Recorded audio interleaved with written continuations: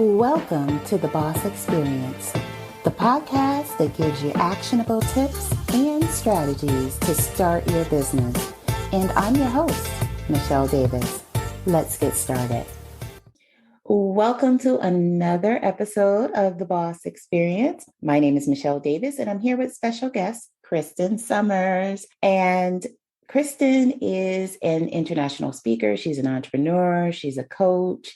And so today we're talking about anxiety and self-care in general, and not just anxiety, but mental health, taking care of yourself mentally as an entrepreneur. And, the strange thing about mental health is nobody wants to talk about it, but a lot of people are impacted by it or they're experiencing it. I've experienced anxiety throughout my life. And we feel like, I felt like it was like a secret that I had to keep. I can't tell anyone that I, know what it's like to be anxious or that I know what it's like to have a panic attack. All of the issues I had before entrepreneurship or before I started my business didn't go away just because I started a business. And it's something, the more and more I talked about it, the more and more I noticed it was in my family too. And everybody's silent and no one's talking about it. So everybody feels alone. And so I'm happy to have Kristen here, just coach you through, what is that you're not alone. If this is something you're experiencing, if it's not anxiety, maybe it's something else, but everybody, goes through something.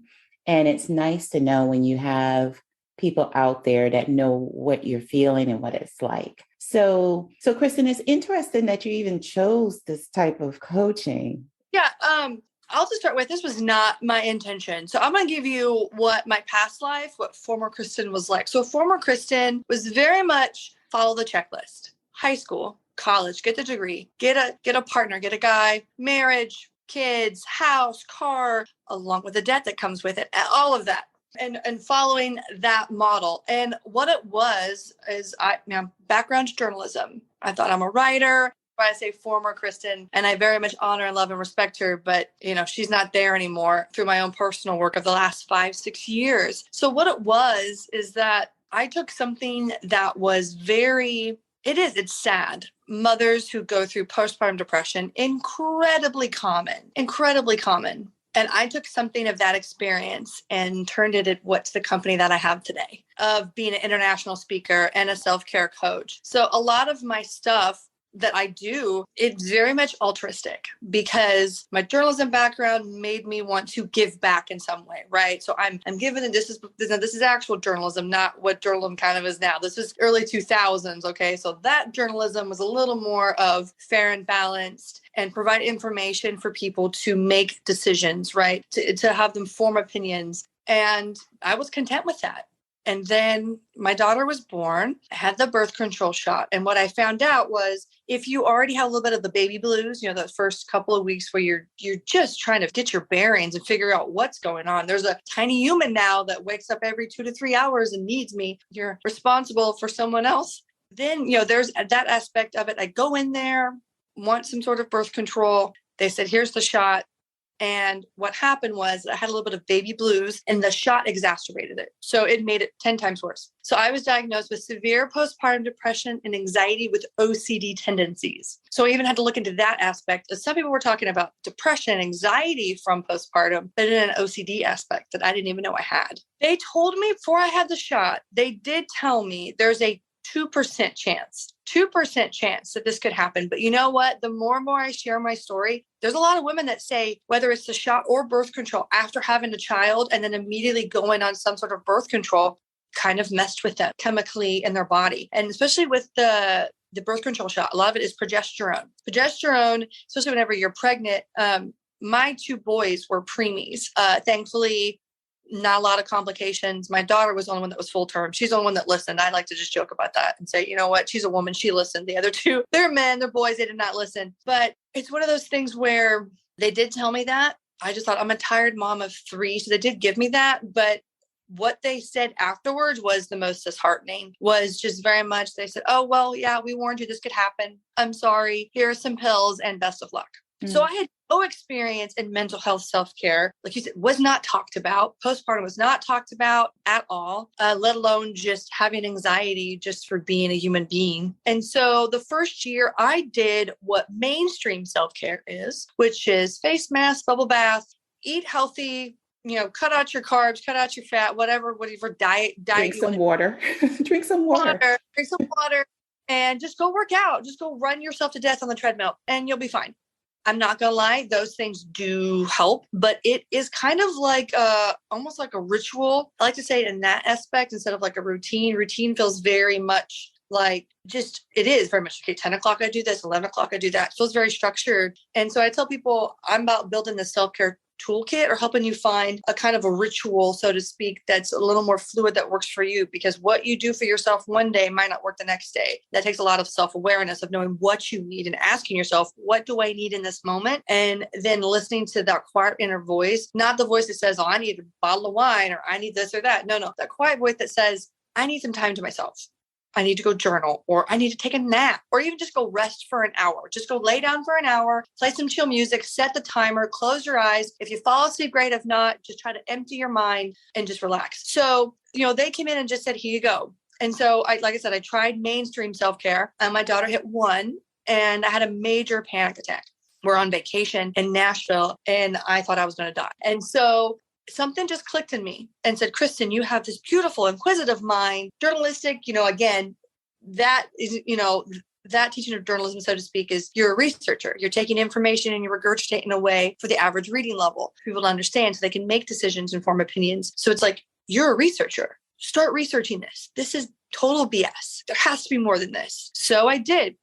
I scheduled a therapist, actually went to the doctor about medication because I was so scared about the side effects of antidepressants and anxiety meds that deterred me because nobody was talking about it. Everybody was talking just about, oh, you should be so happy. Yes, I am happy that I have 3 healthy children. That doesn't take the fact of it's a major life change. And so there's no book that tells you like, this is how you do that. Because guess what? It's different for everyone. We process things differently. We respond to trauma differently. So essentially, I just started researching the mind from various aspects. So I'm a spiritual person. So I read books about spirituality and mental health, the psychology aspect, the anatomy of the brain. Where does anxiety live? It lives in your amygdalas. And those that have anxiety, when you do scans, their amygdala is bigger.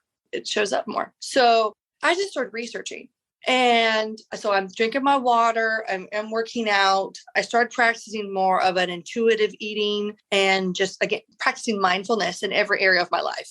So exercising, eating, everything. And a lot of my stuff does go through teaching mindful self-compassion, because what I have found through my own struggles and things like this that I've come through of this last 5-6 years of being where I was to being where I'm at now, self-compassion was the biggest component of forgiving myself when I slipped up, when I forgot to do this or whatever it may be, and being my own friend.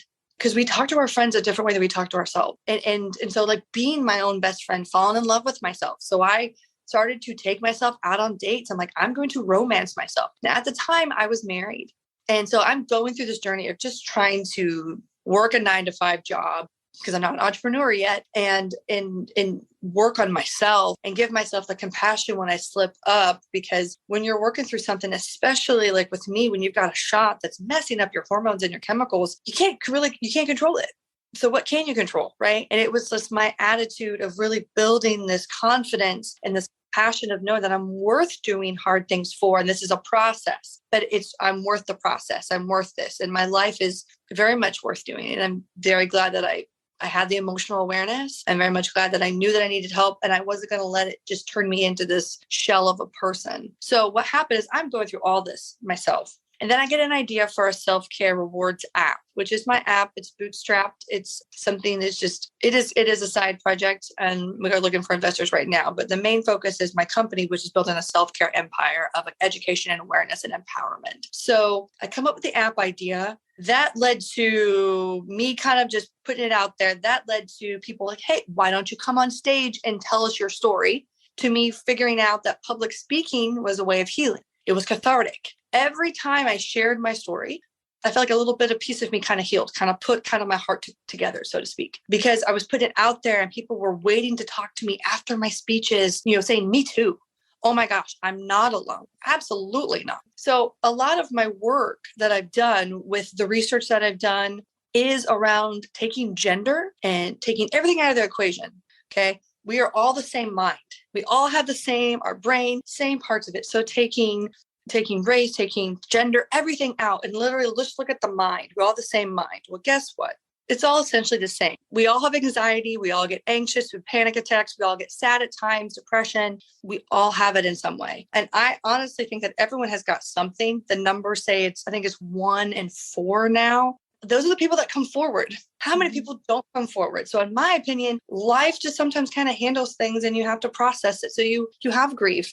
And there are things we go through that some of those responses are 1000% normal. Because again, we're not given this handbook. Here's your book. And then you just have to this is what I do. It doesn't work like that. We're way more complex than just a to-do list. I have to do this, this, and this. Trust me, I did the checklist and I was miserable. I had everything. And on the inside, I see now that I was screaming to get back to me, who was more of a creative and free spirit. And I'm really fortunate that between the app led to the public speaking, which led to the coaching, that I had the courage and compassion and confidence to move forward with this. And now my business is kind of expanding to some really exciting avenues. And I know now that greatness is on the other side of fear. Everything I want is on the other side of fear. Fear is normal. But when I push past that fear, I see it, I embrace it, and I go around it to whatever I need to work on and take those actionable steps. It creates a rolling effect, kind of a snowball rolling fire of good things. It's like, oh, well, I did this, which led to this, which led to this. And it just becomes positive, positive, positive, all because I took that step and said, okay, I see you, fear, but now I'm going to do this. And I'm going to keep going. You don't control me. You're always going to be with me. Buckle up, buddy. You're my best friend now. Let's go, fear. Let's go, anxiety. Let's go, depression. Let's go. We got this. You'll be fine. And let's go. Or I like to also use the analogy of the car. Like, okay, I see you, fear. I see you, anxiety. I see all these things. That's normal. But guess what? You're going to sit in the back seat. You're not going to adjust the radio. You're not going to adjust the temperature. You're going to sit back there, buckle up, and you're just going to look out the window and you're going to let me drive this car and let's go do things. So that is kind of how it kind of came to be. Is I did not want to be an entrepreneur. Like it wasn't even in my radar. It was like the idea of business sounded just kind of like, ugh, that's just not me. I'm just going to be a writer and have my kids and be happy. And my kids are part of my purpose, but we are multi-purpose people. We're multifaceted. And when I started to take those labels off me, I thought, well, maybe I can do this. And it became why am I doing this? To why not? Why not approach it? I saw where I had a lot of regret and resentment in my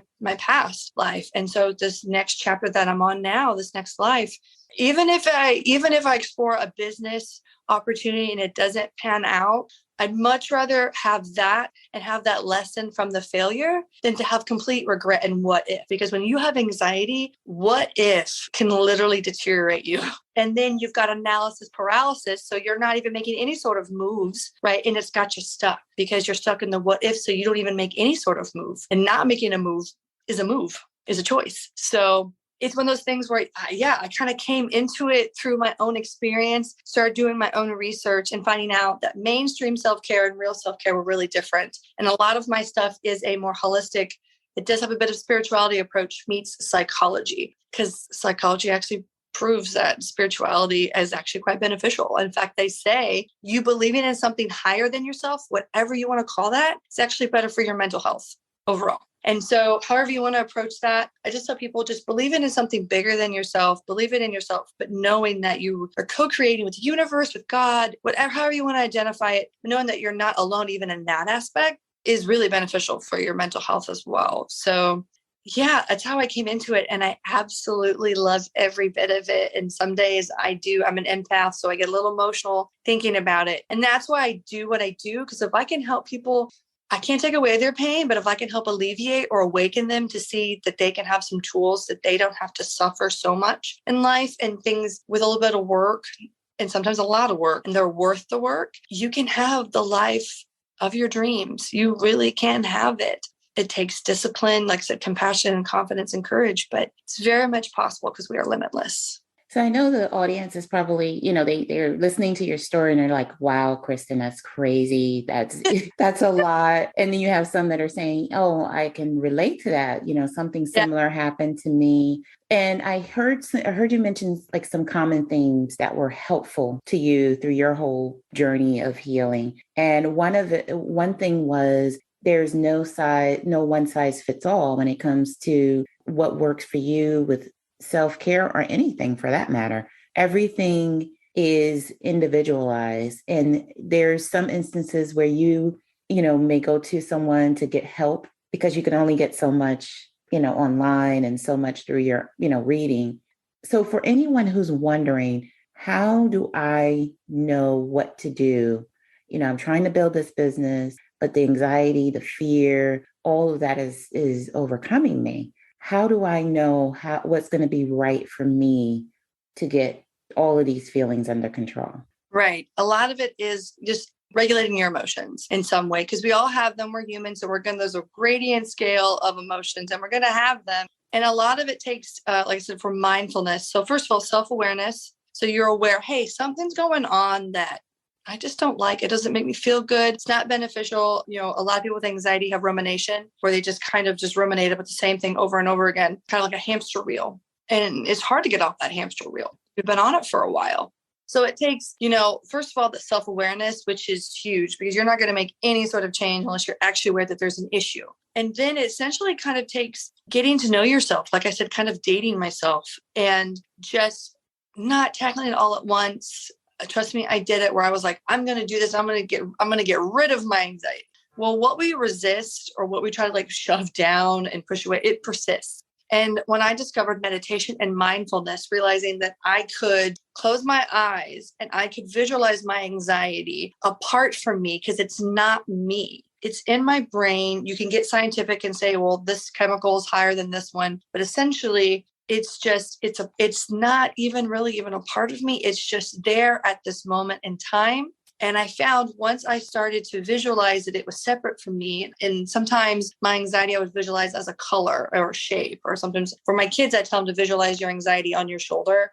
And usually it's the color green, and then you're flicking it off. So I'm really big with my coaching stuff. There's a lot of visualizing, using the imagination to heal yourself. And so visualizing my anxiety outside of me. And like I said, okay, I'm seeing your anxiety. You are not me. I see you. I see why you're here. But is there really any truth to any of this? Because a lot of it is actual partial truths, or there's no truth at all. And that anxiety was put there from a past experience that didn't go the way that we anticipated. A lot of frustration is unmet expectations. We have subconscious expectations we don't even know about. This is why with relationships, when they get together, well, you have an expectation you might not even know about that you expect from your boyfriend or girlfriend. And that just takes time of knowing yourself. And you don't really even know till you're in the relationship that it might even be there. I tell a lot of people like are dating and doing business stuff, like, I'm going to focus on this and this. I'm like, they're not dating because they want to focus on their career and their growing and healing. You're going to get to a certain part of your healing,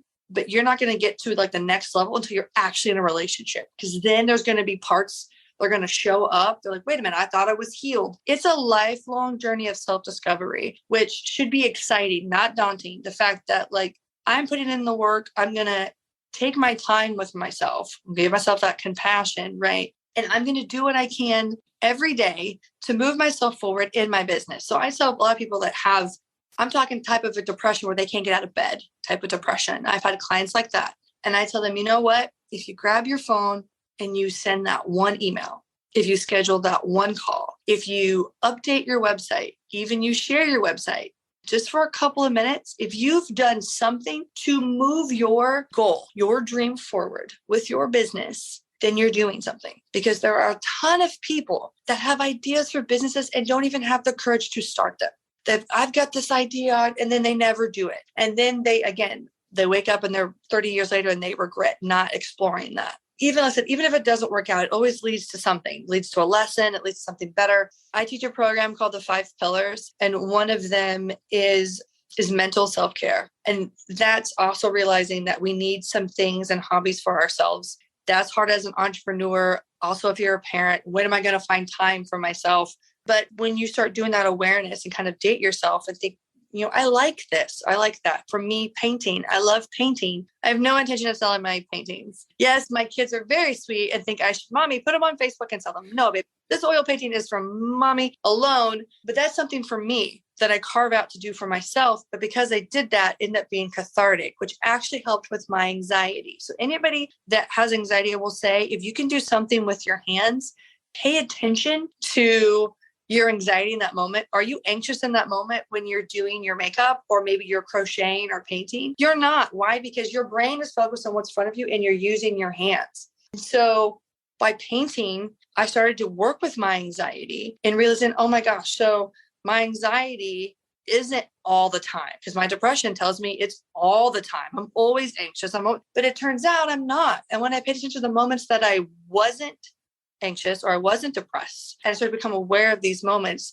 that made me happy, I would kind of write them down kind of in a gratitude journal of like, when I play with my kids, I'm not even thinking my depression or this to-do list that I gave myself that's completely unrealistic, because we have unrealistic expectations of ourselves, especially if you're an entrepreneur. We think we have to do everything all the time. And so starting kind of track of these things like, oh, that does make me happy. And then just trying to do more of it.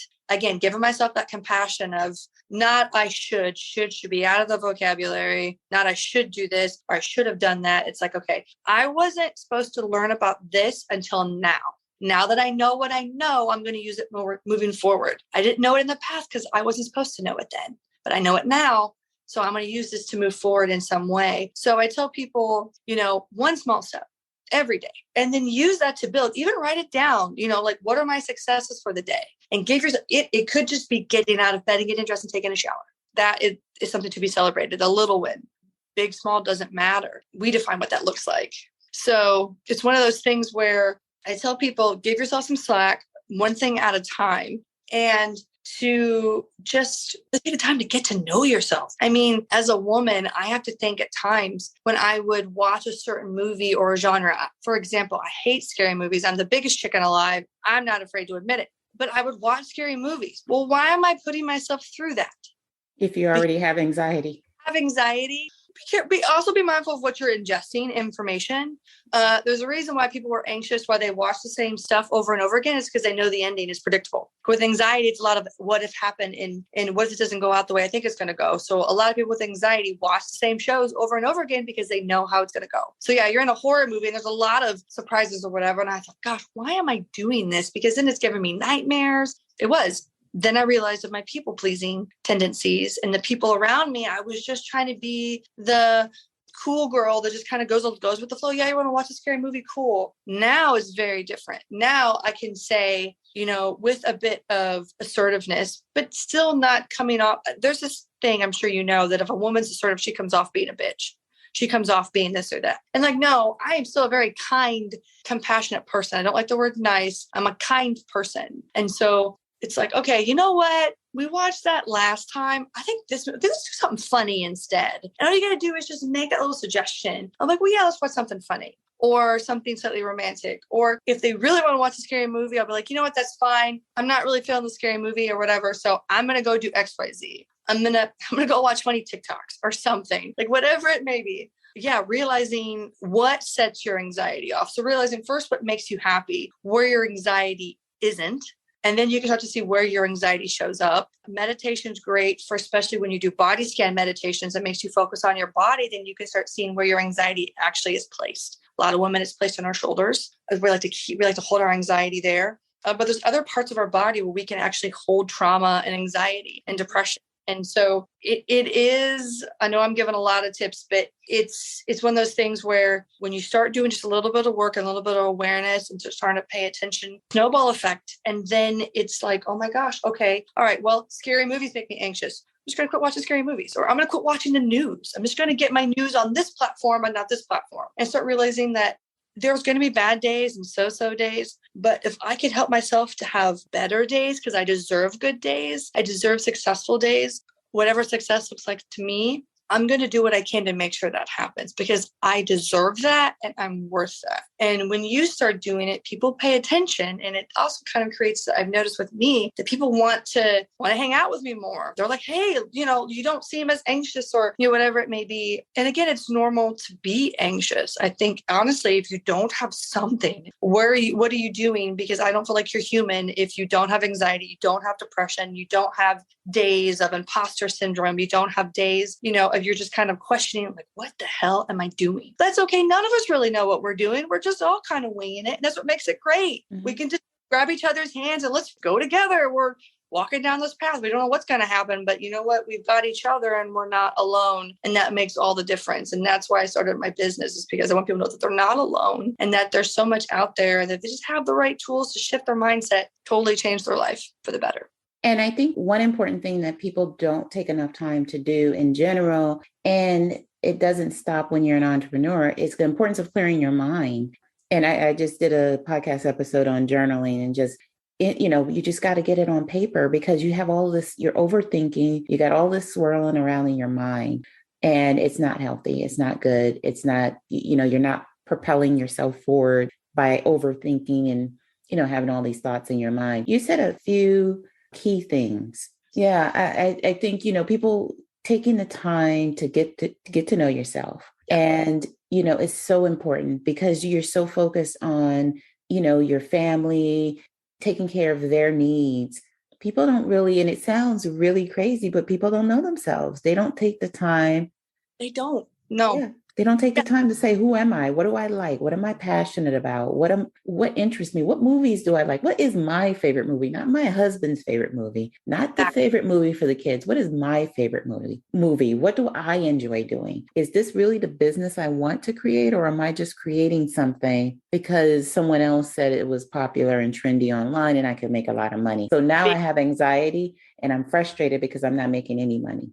But they told me this would make me money. So why? Yeah. I get that with like affiliate marketing. I'm not knocking that at all. My passion, my interests are not there. I feel like that's great for some people, is one of those where, you get pitched of, come on, and so you can do this. I'm like, yeah, that's great. That could make me money. But I also know that studies show that actually that much money, when you get to a certain threshold of money, doesn't make you any happier, actually. And so I'd much rather do something else, build from the ground up, and have more fulfillment, filling my cup that way, leading with love in my heart, than leading with my mind and the more analytical side and the more masculine side of myself, which is make money, which is the do, and the feminine energy is the be. And it's like, we get, society is like, go, go, go. Everyone has to have a side hustle. Everyone has to have 5 side hustles, whatever it may be. That's why I like mental self-care with my courses. It's like, hey, no, not everything you love, you have to sell. You can just do it because you do it. And who knows, it might make you money down the road. And a lot of people that are artists, glasswork, whatever it may be, just did it because they loved it. And then next, someone bought a piece. No intention to start a business. Sometimes I think that's the most beautiful thing. So when you do start a business, I say really, really hone your why. Why are you doing this? If you're doing it to make money, that's okay, but that cannot be your main reason, or you will burn out and then you will hate the business. And you don't want to create something that you hate. You're hoping you create something that you'll love and you want to do. Even if the business pivots, you have to redo your plan, or maybe it takes to a different direction, which is how I got into, as I call, sex vibe guys, what I call myself. And like, that was because people were coming to me for the self-care aspect, and connection self-care of my 5 pillars is how you connect with people in your relationships. It's not just the relationship, but how do I respond? How do I show up in my relationship? And how do I want to show up in my relationship? This is one of your pillars in your coaching program. Yeah. Yeah. So let's start at the beginning. What are the 5 pillars of your coaching program? So my 5 pillars is practical self-care. That is your financial, your adulting, your cleaning. They're all connected, but I've broken the different areas of our life into 5. So practical self-care, emotional self-care, which that includes journaling. That's that emotional work, which to me, honestly, is the most important work. There's the physical aspect, taking your medications, sleep, all that aspects of that. Connection self-care, that's how we show up in our relationships and how we connect with persons, place, or things outside of ourselves. That's also the nostalgia aspect of it. And then we've got that mental self-care, like I've kind of been talking about, of your mind is a muscle, okay? And neuroplasticity shows us that we are lifelong learners. And so our brain isn't done at 27 or done at 22. When we realize that we can retain information and learn new things throughout our entire life, it opens up for us so many things. And that mental self-care is knowing yourself and flexing that mind. So, like I said, the painting, which might lead to photography, which might lead to, who knows, doing boudoir stuff. For me, self-care stuff, love doing that. Didn't plan on being a coach. Now people come to me about relationships and sexual self-care. So then that led to me to being a sex coach, which I also love that work now too, very much, because my why is strong. And my why, like I said, if I can help people just kind of have awaken, have that aha moment and empower them and gives them some tools to move forward in their life, then I'm doing what I'm supposed to be doing. Then that really fulfills me. So those are the 5 pillars. And so when you're talking about connection, self-care, it is kind of how you show up in your relationships. And a lot of people don't think about that. They're like, well, yeah, I'm just here. I'm like, no, but how do you want to be? And you don't realize you might be kind of giving in. And yeah, you know your husband's favorite movie, but do you know your own? Do you even? And if you don't, that's okay. I know we can get really hard on ourselves of the should. I should know my favorite movie. Well, no, take shit out of the vocabulary. Just take it out and just be like, okay, well, I don't know yet. I'm not, or right now, I'm not good at math right now. As someone like me as a creative, I am more inclined on that aspect than the financial aspect. So I used to say, I'm terrible at math. I can't run a business. I can't do spreadsheets. I hate that stuff. But then I taught myself, basically, sometimes you have to do things you don't want to do that interest you to move your business forward. So how can I allocate that time, get in the right mind frame, knock it out in 30 minutes or an hour, and then I can go do what I want to do instead of being anxious about it and it ruminating in my brain all day. And then it's a whole day and I didn't even get it done. And so, with that, it takes just getting to know yourself, and you should, and you're going to evolve. I say this is Kristen version 2.6 right now. And that we're like our phones. You plug us in every night. We update because we get so much information fed to us. And then we're somehow supposed to process it and decide what we, stick with and what we don't. And most of our thoughts are actually false. They're a false truth or even a partial truth that we take as 100% true. And so you have to kind of like very nicely kind of check yourself and be like, okay, well, I don't know my favorite movie yet, but I'm going to find out. Just off the top of your head, list 5 movies that you kind of like, watch them and kind of think about why you like them. Mm-hmm. We don't think, why do I like spinach? It's okay if you like spinach because your mom made you eat spinach. That's okay. And you still like it. That's all right. You don't have to give up spinach. But at least you know like why you like it. Oh, well, I like it because of this. Because our parents are our greatest teachers, are ones of the most impactful teachers. And this is what's it's scary, but it's when you know it, then it makes you feel better. Most of our beliefs, those partial truths and half truths I talked about, are formed by age 10. By age 10, psychologists say you have an idea of how you think relationships work, how money works, how you make money, how you show up in the world, what's possible for you. Can you really do whatever you want? You can. But unfortunately, by 10, you're starting to see your parents' limiting beliefs.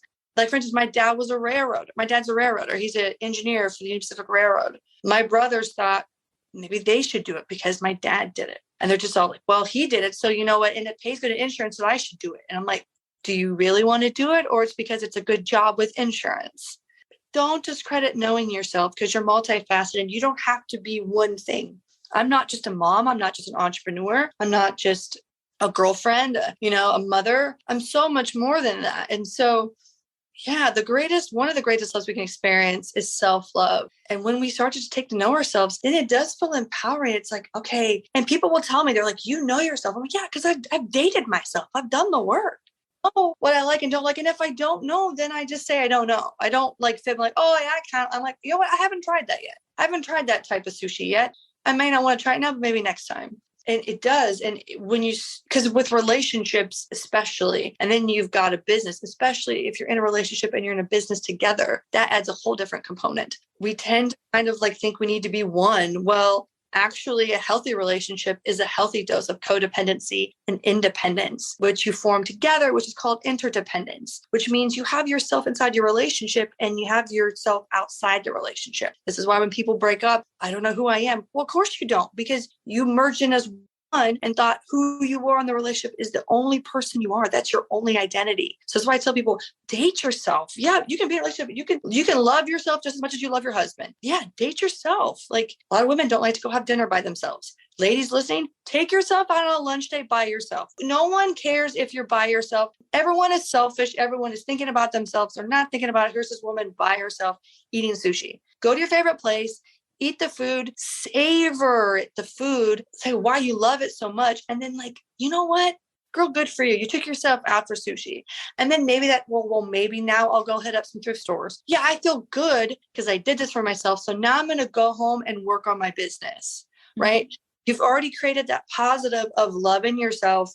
And we have this limitless well. When we tap into that, we can tap that love. When we lead with love, it leads to so much more success and fulfillment in our businesses, not just the financial aspect, but just filling our hearts with something that we know that we've worked at and that we can own because we've done it, and fulfilling. But it does take a little bit of knowing yourself and just kind of, it's a good springboard is do something for yourself, thank yourself for doing it for yourself, and then use that. You're feeling good, use that energy into your business, or use that energy to go spend more time with your kids. Maybe you've been grinding on your business. You're like, you know what?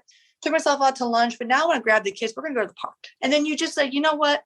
Okay, I spent all afternoon taking myself out to lunch, took the kids to the park, got them some pizza and ice cream, came back home. And now everyone's kind of chilling out. I'm going to go journal, or, maybe I'm going to go work out or whatever, maybe. And yeah, you took that half day. But trust me, you didn't really miss out on that much money on that half day. Because when you start pushing your business and when you lead with fear and a scarcity mindset, you're not going to feel good. And also, you're not going to make those sales. Because then you're going to come off and you're going to rub people the wrong way because they're going to feel that energy. They're like, okay, this person's kind of pushy. I don't want to work with them. And they're desperate. They're desperate. Yes. Nothing good comes from it. And it's like, okay, if I step into my feminine energy and just be me, enjoy my kids, enjoy myself, enjoy my partner, and then I fill up my cup, I've got much more energy and motivation the next day to lead with love, to go out and kick ass in my business. Because guess what? I'm in a good place mentally and I'm not desperate. And I know that if I put in the right amount of work, and again, that depends on the person. So I'm not saying like grind. I don't believe in this whole grind 24/7 thing. We manage our time. We can be just as productive in 2 hours than we could in 8 hours if we just focus. Okay, I spent the time on myself. I feel good. Now I can focus. If you feel kind of like you're scatterbrained, you get all these things on your mind, I tell people, make a priority list, but make sure you're on that priority list. Make sure you're doing something, even if it is a bubble bath. Or I love the color red. When I wear my favorite color, I feel better. That's because I take the time to know my favorite color. I took the time to know what I feel good in and how I like my makeup to look every day if I choose to wear makeup, or and like a little, even something. So it doesn't have to be like we're, oh my gosh, I got to go out and buy a camera and I got to do a face mask. I got to book a spa day. Those are fine, but that's not going to get to the root. It's that everyday things that you think are mundane. Pay attention to how you get ready in the morning. Think about what you're putting on and feel good about it. Like, okay, I feel good. I feel empowered. And tell yourself that I feel empowered in this color. I feel good in this. I look sharp as hell. You know what? And I might just be doing the kid stuff today, but at least I'm going to look good at the park for myself. That energy comes out. And again, it attracts. It's magnetic. When you lead with authenticity and you feel good, you lead with love, people notice. And then you're having the conversations that can move your business forward. Because if you're coming out with desperation, people know when they're being pitched and it's salesy, you don't feel good. And honestly, with your business, if you come with the right why, if you got that solid, you're not selling your business. You're not actually selling. You're solving problems. You're providing value. So I tell people, so important. Like I'm not selling my course. I'm providing value. I am someone that's solving problems, helping people move forward in their lives, because guess what? I want everyone to succeed because they deserve it and they should. Absolutely. I can use should in that instance, but yeah. So a few things as we close out. I want to just kind of do a quick recap of, because you said a lot. It was a lot. So I just want to kind of see if I do a good job at doing a recap for you. And then we're going to tell people where they can find you. And then we're going to talk about the special gift you have for audience listeners for your course. So my version of your recap, just to kind of bring everything home for everyone, when it comes to reining yourself in when you're experiencing anxiety, you want to recognize that you have a problem. You may not know exactly what the problem is, but you want to say, you know what, there's something here. There's something I need to address. So let me get some help. Let me get a second party involved to kind of help me sort through this. And then there's not allowing your anxiety or your depression to be a part of your body. So thinking of your body as just yours, it's something you want to be very selfish about, and you don't want this fear and this anxiety to take over. Think about Kristen's example of the car. Yeah, you're going to ride in the car with me, and that's okay, but you're going to sit in the back seat and you're going to be quiet and shut up. and you're going to look out the window. So not letting that fear and anxiety control you. Then the other thing is clearing your mind, getting into the habit of clearing your mind, making sure that you get clarity, you get all that junk, everything that you've absorbed throughout the day, you clear your mind. And you either journal, you meditate, you do what makes you feel good. And then there is getting into the practice of using that anxious energy and grounding yourself, using your hands, getting into the habit of touching or, for Kristen, she paints. So, but for you, maybe it's grabbing a bag of rice and touching it or using your senses in other ways than to stress yourself out. And did I miss anything? No, that essentially is it. And you hold all the power. You are a powerful being. You really are. And just some even little tweaks like that can make all the difference. Like I said, because once you start, it becomes a rippling effect. And it's just like, okay, I can do this. And then honestly, it just builds your confidence. Confidence is a skill. And then you find yourself a little more, standing up a little bit taller. You find your feeling good about decisions that you make. Also feeling good when you make a decision that doesn't pan out the way you want it to, and then able to bounce back from that. So the emotional resiliency of that emotional regulation of that sale didn't go the way I wanted, or, they didn't like what I had to offer. That's one person. There's 8 billion people on this planet. I guarantee you there's somebody that wants what I have. I guarantee. Just keep going. Yeah, just keep going. And not intentionally allowing the very things that give you the anxiety to be a part of your life. So maybe a couple hours before bed, not watching that scary movie, Yeah. That's going to scare the crap out of you and you can't sleep. Getting to know yourself. So there were so many important tips you gave, Kristen, and I really appreciate it. So how can people get a hold of you online? And also, what is the special gift that you have for people that may be listening, that may want to learn how they can utilize the tips you mentioned in this podcast? So how you get a hold of me, my website is Back to Self-Care. So BACK, Back to Self-Care is my website. I am on TikTok, Self-Care CEO. You're welcome to look me up on Facebook, Kristen Summers. I always add people and I always take the time to talk to people and get to know them and see how I can help them. Even if I can't, I will find you the resources to help you. I'll send you a link to a site, some things that have been beneficial for me on my end. There's some good ways to get a hold of me. I will say, as far as the freebie goes, on my resources page, I have a self-care emergency checklist. That is when you're having a moment of anxiety. That's when you're having kind of a panic and you don't know where to go. I have a extended version of that. So I have one version, and those that reach out to me and say they want the extended version, I'll give you the extended version. And I have people that I know that have printed that out by their desk. And it is kind of a checklist of suggestions of things you can do. You can follow the checklist of how to ground yourself and come out of that anxious moment and back into the present. So that checklist is great when there is kind of a mental emergency and you can feel the anxiety. Like, hey, wait a minute, let's look at this checklist. Okay, wait, get up and move. Actually, movement is great of getting out of our heads. Essentially, it's that checklist is different ways we can get out of our head and into our bodies and back into the present moment. And that's how we make some real change. So I have an extended version. If anyone's interested in that, like to reach out to me. You can get the kind of the standard list on my resources page, which is Back to Self-Care. Click the resources link up in the navigation. But if you want the extended, I have that to offer you as well. And you also offer one-on-one coaching, and you also have courses on your website as well around anxiety and entrepreneurship, correct? Yes, I do. So I have a couple different online courses. They are self-guided, but you're not alone. Anyone that purchases the course, I do reach out through phone or email while you're taking the course to see how you're doing. Because as you notice, I give a lot of information in this podcast. My courses are like that. And so I give lifetime access to those courses because I want you to go back and listen. I also want people to get the bang for their buck. I'm all about the value. So I have stuff on entrepreneurship. I have stuff on relationships. I have stuff just about the 5-pillar program in general. And what's great is that everything is inclusive. I do have a course tailored for women that want to talk about more of estrogen and just things that are a little more prominent for women or people who identify as women. And then I do have a self-care course for men that identify in that more masculine role. So I have that. I have one for entrepreneurs, and then I also have my sex vibe. So yes, I have at least 8 courses right now online for people. Like I said, self-guided, but when you sign up, I do check in with you email or phone because I want to know how you're doing with the information.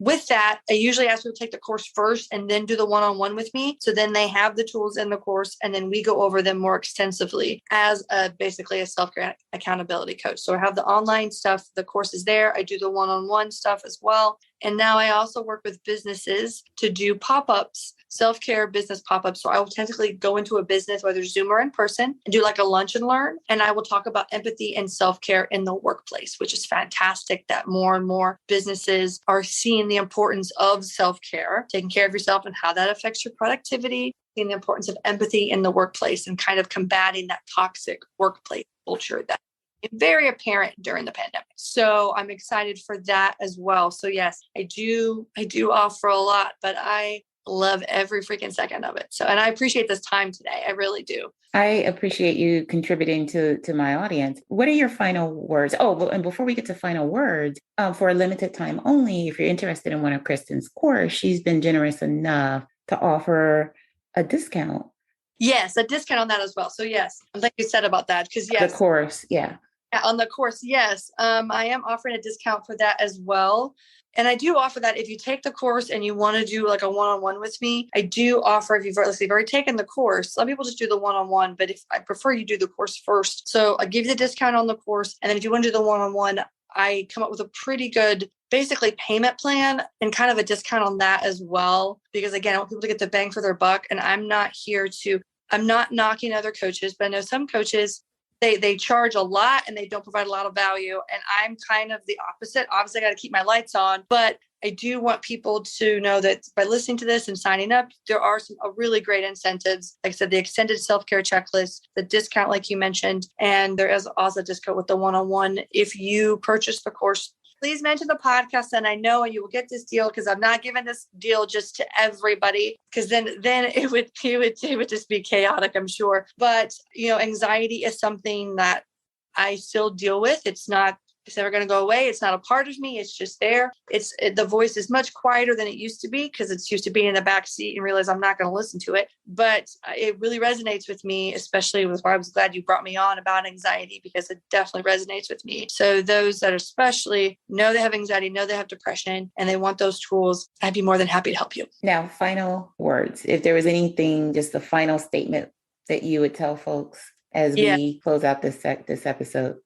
Yeah, I know I gave a lot, but I hope people at the end of this, I hope first of all and foremost, one thing I want you to take is that you deserve to feel good. You deserve to feel good. Anxiety is normal, 1000%. You deserve to learn the tools to feel better, whatever works for you. A lot of people feel like they don't deserve it. I do publicly speak about the myths around self-care, about loving yourself, and they don't think they deserve it. They have to work themselves to the bone to get it. You deserve it just by being beautiful you and waking up and being a human being, just by being this gorgeous being that you are. You deserve it. Your worth is not defined by your productivity or how many kids you have or your degrees. Guess what? You just being this being in this human, you deserve it. And so I hope you know that when you do take care of yourself, when you lead with love, hope you understand that you deserve it. When you do, doors open, magic happens, and you deserve that type of magic. You deserve the type of life that you want. You deserve your all. You define what your all is, and just know that you deserve it, and you can very much have it, if not more. So I hopefully I've empowered people to take some step forwards with their anxiety, give them some good tips, and know that at the end of the day, they do deserve it, that they are worthy, and they have much more value than what they realize. Awesome. Thank you once again, Kristen, for coming on. And yeah, I think this was just a wonderful episode. I hope that, people will hear it, they'll resonate with it, and they will choose to take some of your tips, take care of themselves. Absolutely. So with that being said, see you in the next episode. Thank you so much. Thank you for listening to the Boss Experience podcast. Don't forget to subscribe, leave a review, and watch my next episode. Take care and be well.